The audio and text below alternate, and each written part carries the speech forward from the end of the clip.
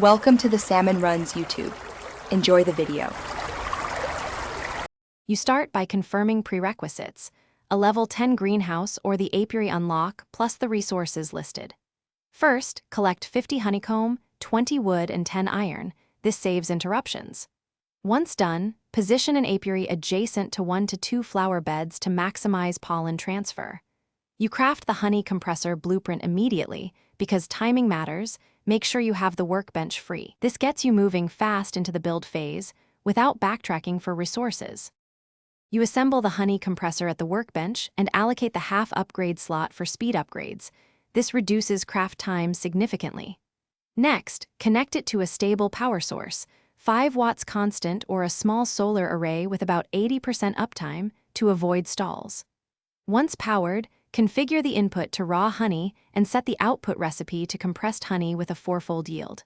While configuring, monitor the first cycle to tweak speed versus efficiency ratios for your setup. You perform 3 test cycles to verify throughput and catch errors. Watch for jams or slow output. If production clogs, increase pollen sources or add a buffer chest to smooth inputs.